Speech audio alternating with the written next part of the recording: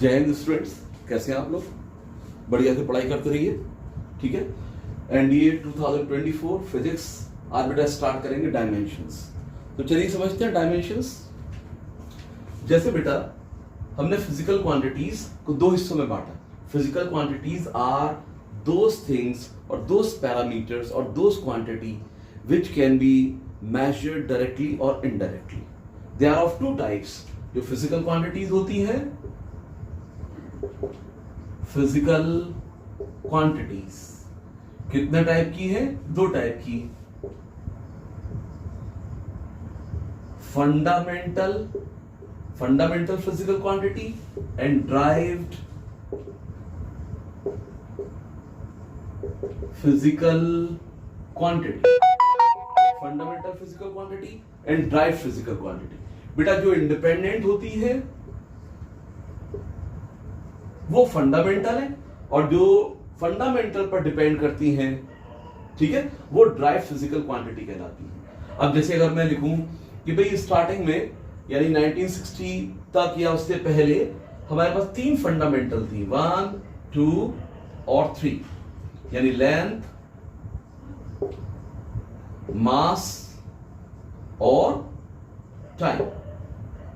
उसके बाद चार और लगा दी गई, चार और यूज कर दी गई। यानी कौन कौन सी यूज कर दी गई भाई? एक ले लिया गया temperature,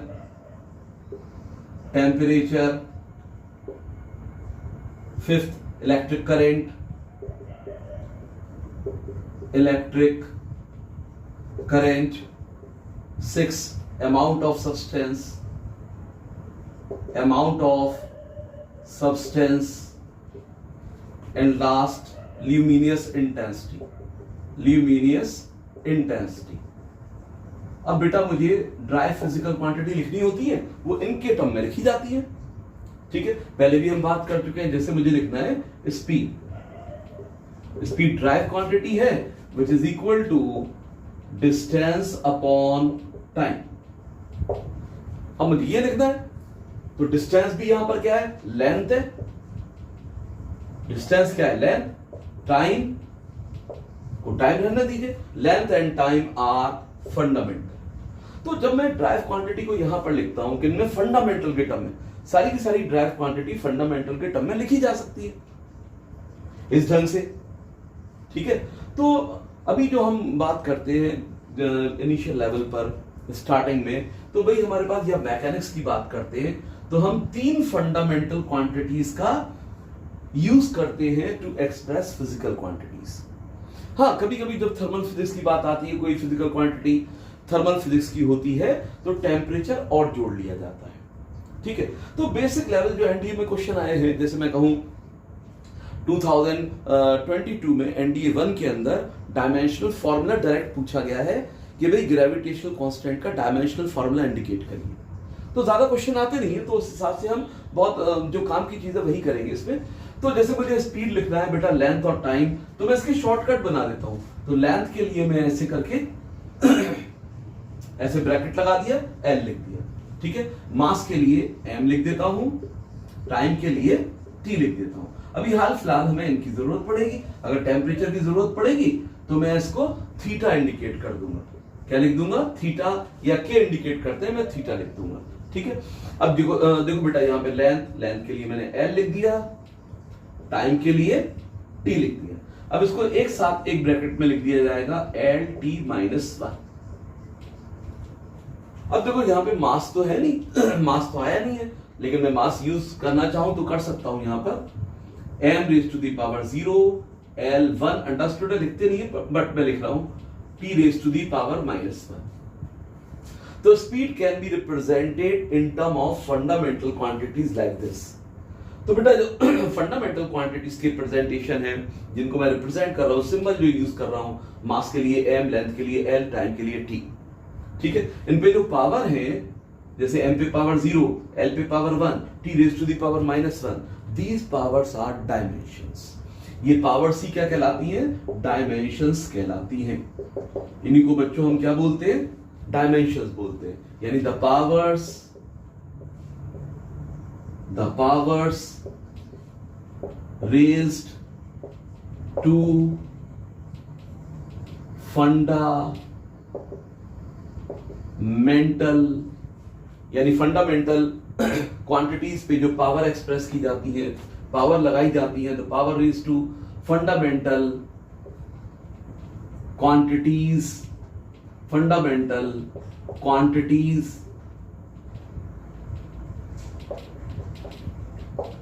to express the drive quantities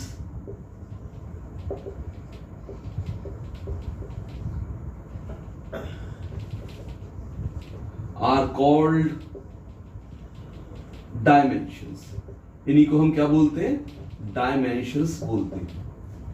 The power raised to fundamental quantities to express the drive quantities are called dimensions. तो यहां देखो, ध्यान रखो ऐसे कि dimension of mass in speed 0, यानी अगर मैं स्पीड की बात कर रहा हूं, स्पीड का डायमेंशन क्या हो गया मेरे पास? m0 l raise to the power 1 t raise to the power -1. तो डायमेंशन ऑफ m या dimension of mass in speed में मास का डायमेंशन 0, मास है ही नहीं, डायमेंशन 0 है. ठीक है, ऐसे ही मैं लिख सकता हूं dimension of length in speed, dimension of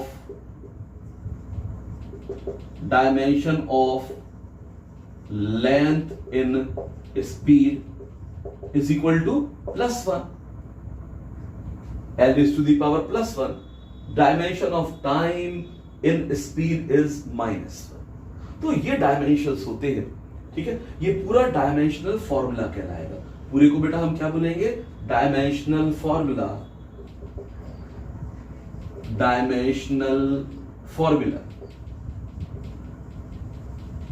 देख लो एक मिनट इसको. डायमेंशनल फॉर्मूला थोड़ा कट रहा है, तो डायमेंशनल फॉर्मूला ये क्या कहा जाएगा बेटा? इसको हम क्या बोलेंगे? डायमेंशनल फॉर्मूला बोलते हैं. It is called dimensional formula.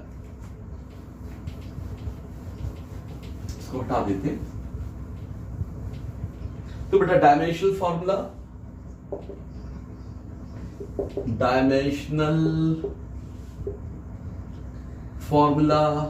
For speed का डायमेंशनल फॉर्मूला क्या हो गया? m raised to the power 0 l raised to the power 1 t raised to the power -1. Generally मैं इसको m जो 0 के पावर है उनको लिखता नहीं हूं जनरली, और 1 इसको भी नहीं लिखते हैं, lt -1. जनरली इस तरीके से रिप्रेजेंट किया जाएगा. तो ये डायमेंशनल फॉर्मूला हो गया. अगर बच्चों में फिजिकल क्वांटिटी जैसे स्पीड का ही तो डायमेंशनल फॉर्मूला है, speed is equal to lt -1 ऐसे लिख दूं, it is called dimensional equation. Is equal to लग गया ना, तो इक्वेशन हो गया. तो डायमेंशनल इक्वेशन क्या बोलेंगे इसको? It is called dimensional equation. इसको हम डायमेंशनल इक्वेशन कहते हैं. ये डायमेंशनल इक्वेशन हो गया.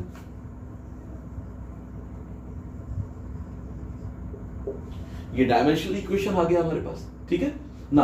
अब छोटे छोटे टर्म्स लेके चलते हैं, और जब भी आप डायमेंशनल फॉर्मूला लिखें तो बस एक छोटा सा उसका फॉर्मूला याद होना चाहिए. तो कुछ फॉर्मूले हमें हमेशा याद रखने चाहिए, जैसे कि भाई वेलोसिटी क्या हो गया, ठीक है, फोर्स क्या हो गया, है ना, लीनियर मोमेंटम क्या है, इंपल्स क्या है, प्रेशर क्या है, काइनेटिक एनर्जी क्या है, पोटेंशियल एनर्जी क्या है. तो हम इनके डायमेंशनल फॉर्मूला आसानी से लिख पाएंगे. तो पहले एक छोटा सा फॉर्मूला लिख लेते हैं, फिर उसके बाद फंडामेंटल के लिए सिंबल्स लगाते चलते हैं. लेंथ के लिए L, मास के लिए M, टाइम के लिए T, और फिर एक ही ब्रैकेट में इन सबको लिख दिया जाता है. तो डायमेंशनल फॉर्मूला आ जाएगा. ठीक है, अब मैं डायमेंशनल फॉर्मूला कुछ इंपॉर्टेंट क्वांटिटीज के लिखते हैं. Dimensional formula of some important quantities. बेटा कुछ इंपॉर्टेंट क्वांटिटीज के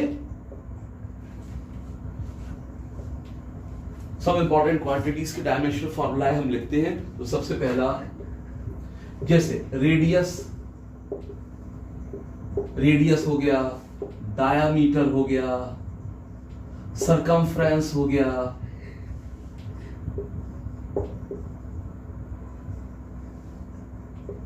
डिस्टेंस हो गया, डिस्प्लेसमेंट हो गया,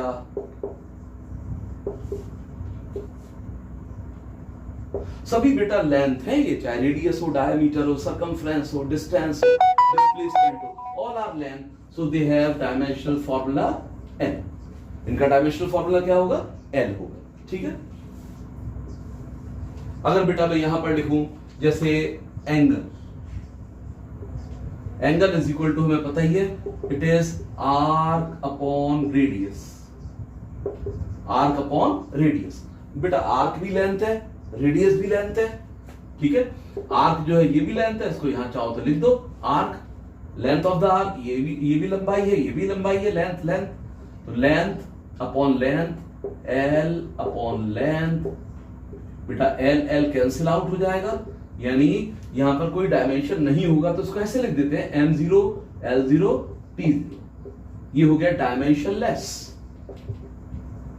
डायमेंशन लेस, ये डायमेंशन लेस हो गया, तो एंगल डायमेंशन लेस क्वांटिटी है। ठीक है, नाउ नंबर 3 बेटा एरिया लिखे, एरिया, अच्छा जो फॉर्मूला पकड़े वो बड़ा छोटा सा पकड़े, ये लंबा चौड़ा फॉर्मूला नहीं, ऐसे याद करने की कोशिश ना करें कि भाई area of spherical surface 4 pi r square, अरे सिंपल सा लेंथ इनटू ब्रेथ, रेक्टेंगल का एरिया या स्क्वायर का एरिया, साइड का स्क्वायर, तो बेटा simply length into breadth, length into breadth, बेटा लेंथ के लिए L, ब्रेथ के लिए L, ये L इनटू L, भाई length breadth both are length, length के लेंथ फंडामेंटल है, ये भी लेंथ तो है ही, ब्रेथ भी लेंथ है, तो L L मल्टीप्लाई करेंगे L raise to the power 2।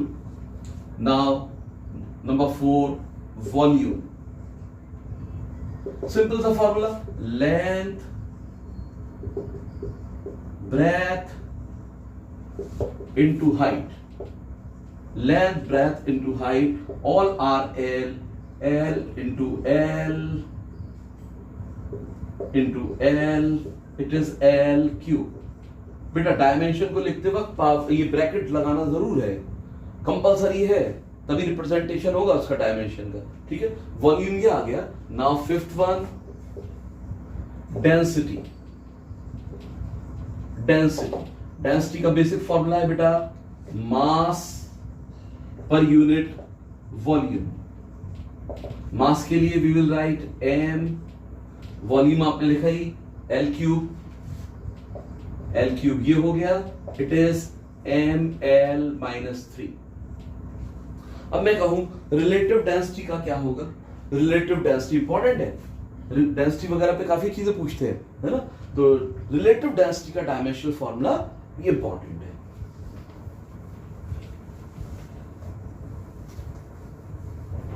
सोच के बताइए रिलेटिव डेंसिटी का डायमेंशनल फॉर्मूला, तो पहले इसका छोटा सा एक फॉर्मूला याद होना चाहिए, रिलेटिव डेंसिटी। रिलेटिव डेंसिटी का मतलब ये है बेटा किसी भी सब्सटेंस की डेंसिटी, ठीक है, वाटर की डेंसिटी एट 4 डिग्री सेल्सियस से कितने टाइम्स ज्यादा है, यह रेशियो है उसका, यानी कि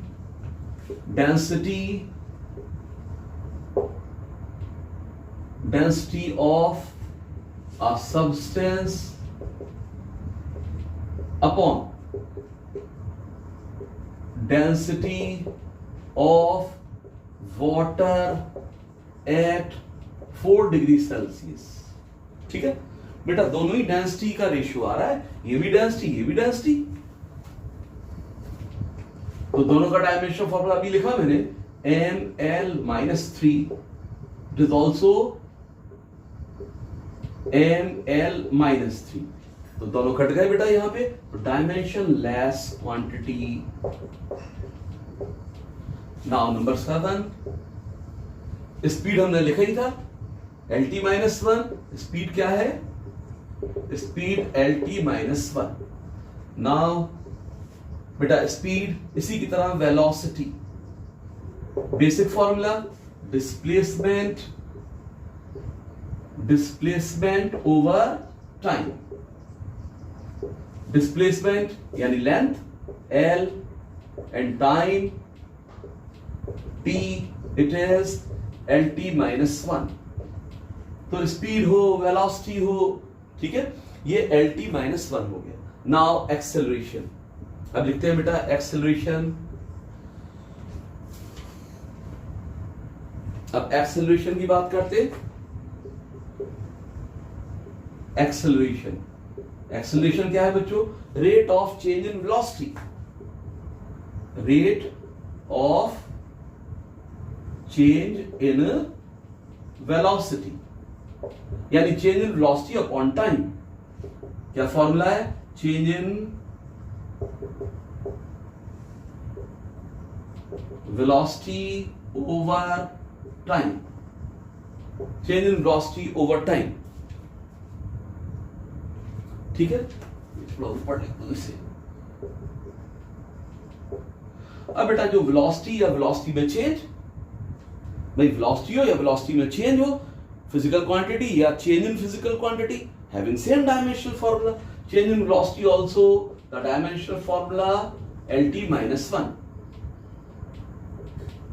बेटा टाइम का T हो गया, T को ऊपर ले जाइए, LT माइनस 2। तो ये डायमेंशनल फॉर्मूला कितना हो गया एक्सेलरेशन का? LT minus 2। Dimensional formula for acceleration LT minus 2। Now force, basic formula for force, mass into acceleration. Now put the dimension for mass m into, एक ही ब्रैकेट यूज करते हैं, for acceleration LT minus 2। ये बेटा याद रखिए, तो बिल्कुल एकदम रटे रटाए होने चाहिए। फोर्स का हो गया, सब बिल्कुल ऐसे हैं, बिल्कुल टिप्स पे होने चाहिए। नाउ 11। अब बेटा प्रेशर, व्हाट इज प्रेशर?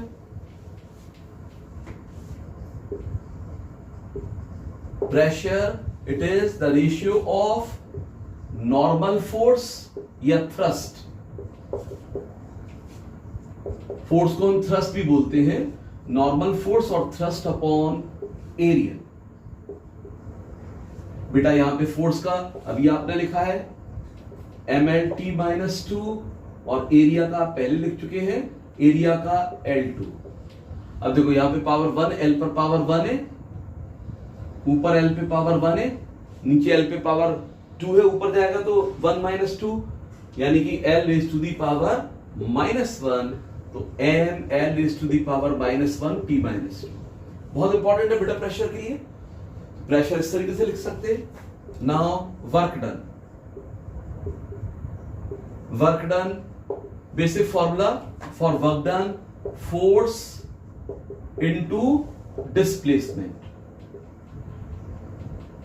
बेटा force into displacement in the direction of the force, इस बात को लिखने की जरूरत नहीं है, बस हमें डायमेंशनल फॉर्मूला लिखना है, इससे काम चल जाएगा।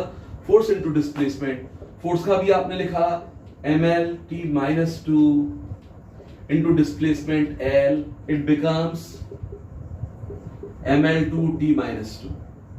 क्या आ गया ये? ML2T माइनस 2 हमारे पास आ गया। वर्क डन इतना हो गया। नाउ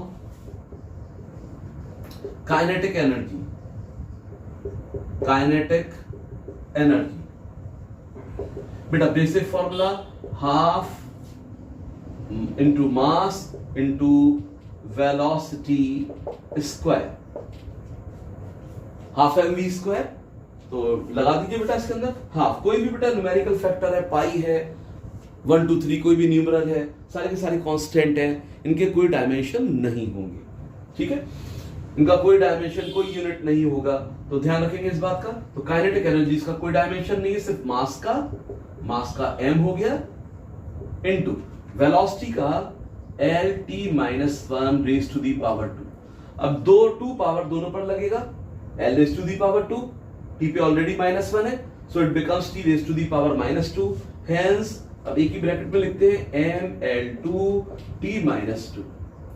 यहां देखिए इसके साथ work done ML2T minus 2 and kinetic energy ML2T minus 2। Energy यानी capacity of doing work, So they have the same dimensional formula.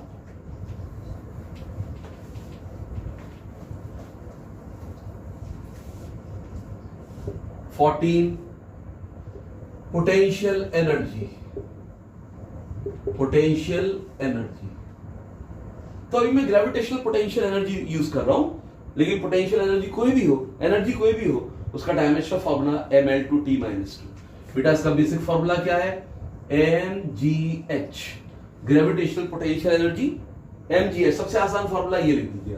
अब बेटा मास के लिए m लिखिए, acceleration g is gravitational acceleration. What is g? Gravitational acceleration कोई भी हो, ठीक है, यानी इलेक्ट्रिक फील्ड पैदा कर रही है, ग्रेविटेशनल फील्ड पैदा करे, मैग्नेटिक फील्ड पैदा करे, ठीक है। तो ग्रेविटेशनल एक्सेलरेशन सारे के सारे डायमेंशनल फॉर्मूला क्या होंगे एक्सेलरेशन के? इट इज lt-2 और हाइट के लिए n, तो इट बिकम्स, देखो m, अब L1 और 1 प्लस हो गया L2 t⁻²। अगर मान लो मैं डायमेंशंस पूछ लूं कि भाई पोटेंशियल एनर्जी में लेंथ का डायमेंशन क्या है? 2, टाइम का डायमेंशन क्या है? -2, ठीक है। नाउ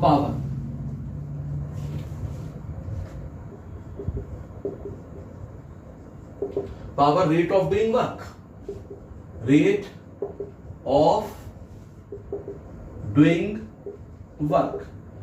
डूइंग वर्क यानी वर्क डन अपॉन टाइम। बेटा वर्क डन का भी आपने लिखा ml2t-2 टाइम t को उधर ले जाइए, तो ये हो गया ml2t-3। ये बेटा कॉम्पिटिशन में बहुत आता है, इसमें ऐसे पूछते हैं कि find the dimension of time in power. Dimension of time यानी पावर, यानी हमें टाइम की पावर निकालनी है, इट इज -3। तो dimension of time in power is -3।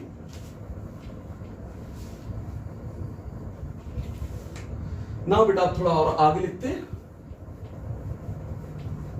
15 तक हो गए हमारे।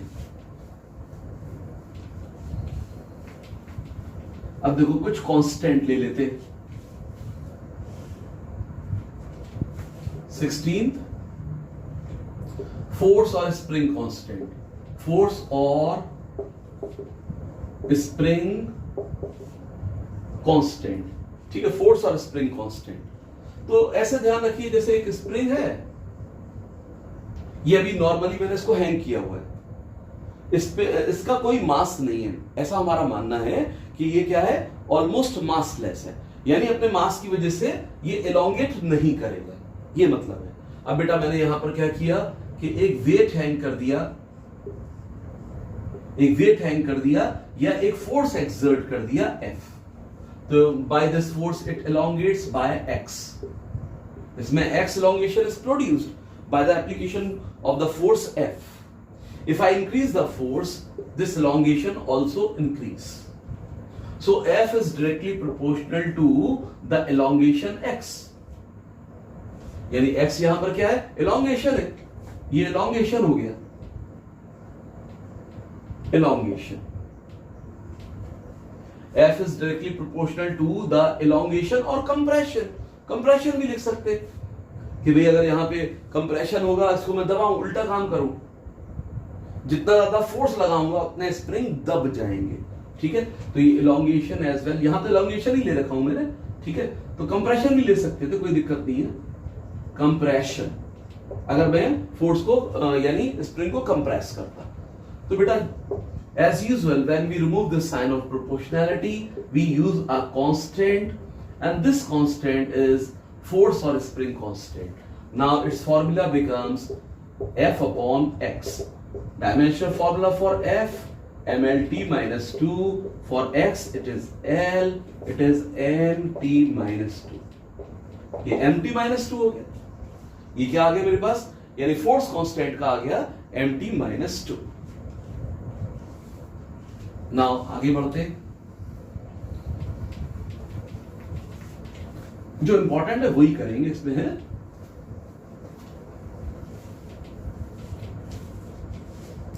अब देखो ग्रेविटेशनल कांस्टेंट, मैं नंबर भूल गया, ये 17, देख लीजिएगा आप सब, सही कर लीजिएगा। ग्रेविटेशनल कांस्टेंट, ग्रेविटेशनल कांस्टेंट, इसे कैपिटल जी से रिप्रेजेंट करते हैं।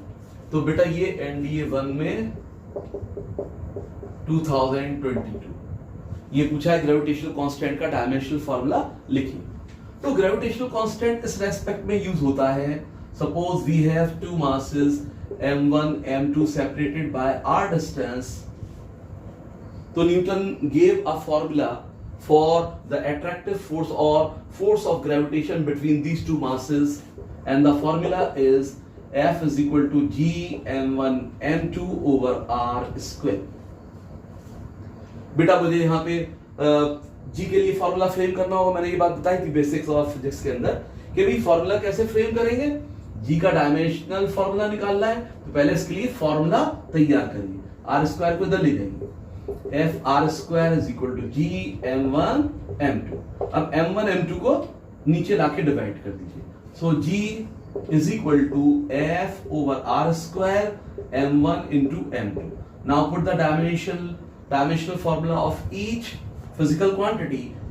सबसे पहले force mlt minus 2, r square it is L2, and product of masses m into m it is m square।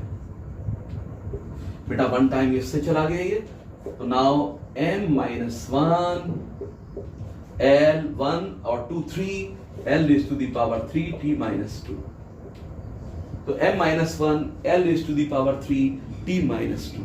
तो ये किसका डायमेंशनल फॉर्मूला आ गया, ग्रेविटेशनल कांस्टेंट। नाउ दूसरा यूज करते हैं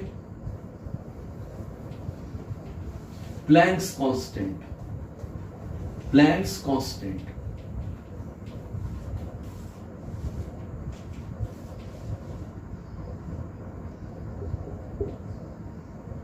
प्लैंक्स कांस्टेंट, प्लैंक्स कांस्टेंट। अब जो प्लैंक्स कांस्टेंट होता है, ठीक है, उसका डायमेंशनल फार्मूला लिखें, प्लैंक्स कांस्टेंट एच से लिखते हैं। तो बेटा प्लैंक ने हमें ये बताया, सी कर लीजिए इसका, ये PLANC, Planck's, Planck's constant h. Planck ने हमें ये बताया कि जो इलेक्ट्रोमैग्नेटिक वेव है लाइक लाइट, ठीक है, ये कैसे बनी है, एनर्जी पैकेट्स के फॉर्म में बनी है, यानी एनर्जी पार्टिकल्स के फॉर्म में बनी है। लाइट वेव ऐसी नहीं है जो अभी तक हम बनाते रहे, ये बल्कि कैसी है, एक जैसे एनर्जी पैकेट्स के फॉर्म में चलती है या एनर्जी पार्टिकल के फॉर्म में चलती है। तो इसको उन्होंने क्वांटा कहा और आइंस्टाइन ने इनका नाम फोटोन रख दिया, फोटोन, ठीक है। और प्लांक ने इसको क्या यूज किया, ये तो आइंस्टाइन ने बताया। आइंस्टाइन ने क्या यूज कर दिया, फोटोन, ठीक है। और प्लैंक ने क्या कहा, क्वांटा, क्वांटा ऑफ लाइट, जो लाइट पार्टिकल है। बेटा इसकी जो एनर्जी है हमें प्लैंक ने बताई, E is equal to h nu. E यहां पर एनर्जी है, H यहां प्लैंक्स कांस्टेंट हो गया, न्यू फ्रीक्वेंसी हो गई, new frequency, number of vibrations in 1 second. ये it is reciprocal of time period, time taken in one vibration is time period. तो टाइम पीरियड का बेटा रेसिप्रोकल कर देंगे तो क्या आ जाएगा, फ्रीक्वेंसी। तो टाइम पीरियड मींस टाइम, तो इसका डायमेंशनल फॉर्मूला क्या हो गया, t raise to the power -1। तो बेटा h का निकालते हैं, h के लिए फॉर्मूला लिखते हैं E अपॉन न्यू, एनर्जी के लिए याद करके बताइए, एनर्जी रिकॉल करिए, mL2T-2। Now frequency T-1, T-1 ये हो गया, इसको ऊपर ले जाइए, T-1 को प्लस हो जाएगा, तो इट बिकम्स फाइनली mL2T-1। ये क्या आ गया मेरे पास, mL2T-1। तो ये प्लैंक्स कांस्टेंट का डायमेंशनल फॉर्मूला हो जाता है। तो चलिए बेटा बाकी डायमेंशनल फॉर्मूला अगले लेक्चर में देखते हैं। ओके।